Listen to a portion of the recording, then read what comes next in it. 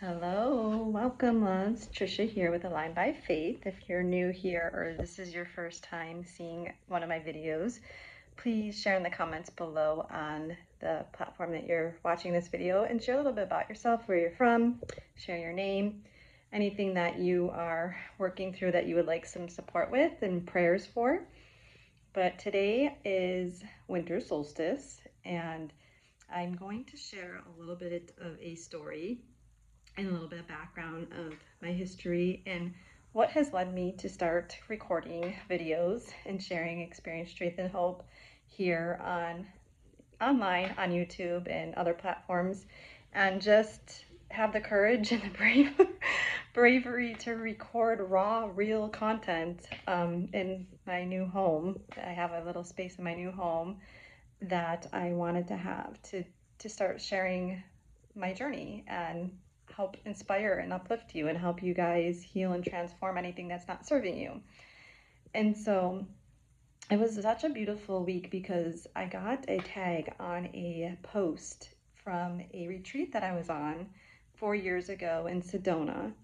And I went on a Kundalini Yoga retreat. This was about a year after I had already been into a year of meditating daily using my Kundalini meditation according to my soul number. I'll get into that a little bit more later in other episodes, or if you guys have questions of anything I share throughout my video, please reach out to me. I'd be happy to answer any questions about anything you heard and you're like, oh, what is that she's talking about? But anyways, so when I saw that video, it was very emotional and overwhelming for me because it reminded me how much I've grown. And looking back 4 years ago, I was somebody completely different. I was an emotional mess. I was full of emotions, unprocessed grief, unprocessed feelings and things from past experiences that I had walked through as a single mother and my childhood. A lot of things I didn't process that I experienced in my childhood until I became an adult, and learning how to just forgive myself for all the ways that I kept myself small and I let other people's behaviors and actions make something mean something about me that wasn't true. And so I just wanted to share that with you. We are here to grow and evolve. We're not here to stay the same. But one thing that I noticed in my journey, and where people don't give themselves enough credit, is they don't allow themselves to feel their feelings. And the world moves so fast. And I recently just went through a big move. We moved from Arizona to North Carolina, and I have so much experiences knowing Arizona was a very fast-paced culture, go, go, go, go, go. I built a very successful real estate business there over 18 years, and I was very successful, and I was on the go, go, go, go, go. And coming here, moving into North Carolina, we moved out 20 minutes outside of Charlotte in a little town. It's just a little bit more slower. And it was like, this is my pace.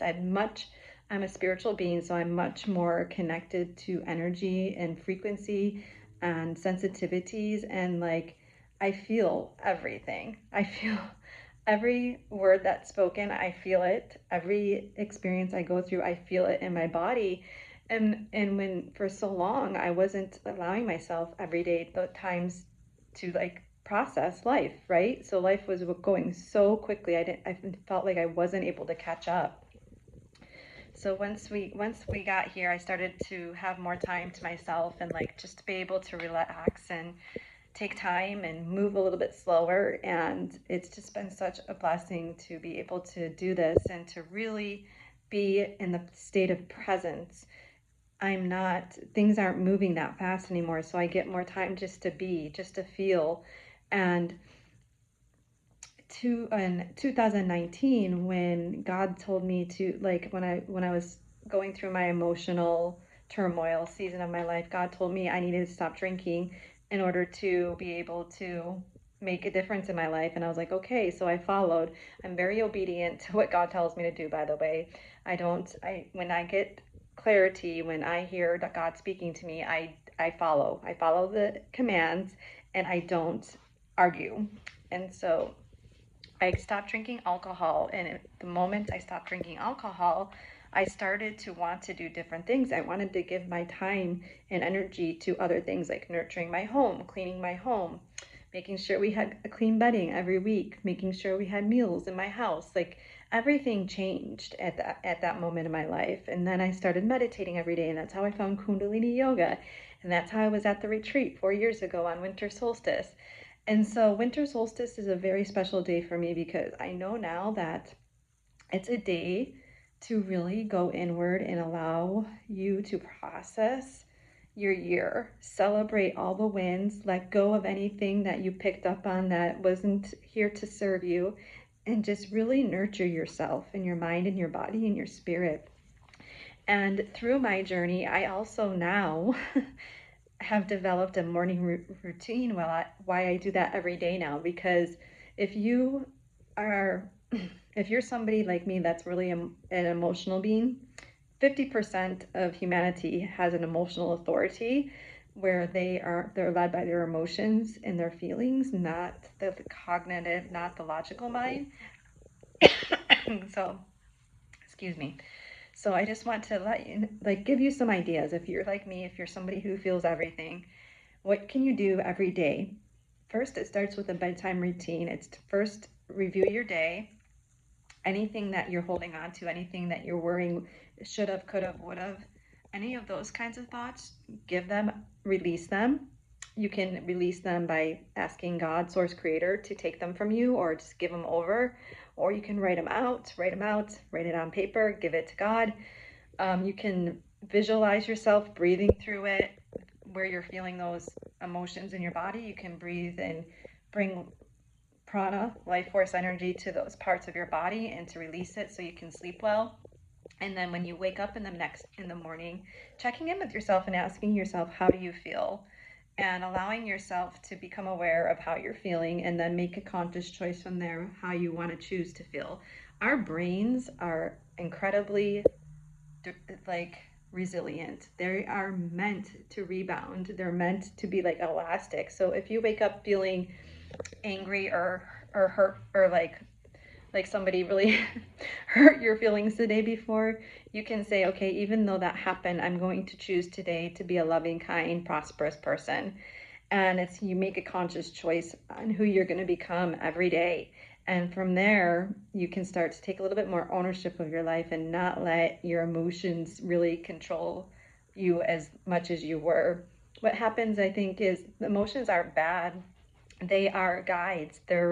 They have wisdom for us. Like anger tells us where our boundaries are being crossed and we need to set some boundaries, or maybe we need to move, maybe we need to leave spaces and places where people are not respecting us and not honoring our boundaries, or set limits with how much time you spend with those people. And so that's what anger does. And then grief is just unprocessed love. We are grieving something where we don't feel like we have an outside vessel to pour love over. And it's just a place where we can bring more love into ourselves. And then, sadness and depression is a lack consciousness. So it's like when you're feeling sad and you're feeling depressed, you are likely focusing on everything you don't have and not focusing on what you do have. And so if you're feeling depressed or if you're feeling sadness, you can talk to that sadness and ask what it wants from you. And maybe it's just going outside and walking in the sun, or maybe it's going and hanging out with your pet, or giving your husband or your wife a hug or a kiss, or just what is it that sadness is needing from you, so you can let it go and go on and have the day that you're consciously choosing to have. And if you're seeing this on winter solstice and you haven't yet, just take time to review your year and to bless it. Send it love, even the bad experiences that you are holding on to.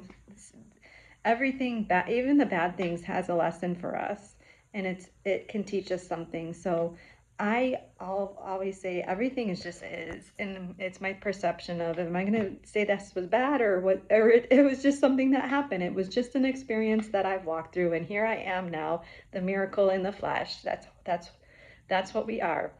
If you're here and you're watching this now, no matter what you've been through, you are a miracle because you've made it through those, even the hard things. You've made it through the hard things, and you've experienced also a lot of probably blessings. So are you focusing on the hard things, or are you focusing on your blessings? That's a good practice to have most days to help you stay positive and be the light here on the planet in 2025. Again, any questions or general curiosities, please reach out to me. My email will be in the comments below. Sending you love and blessings. Satnam.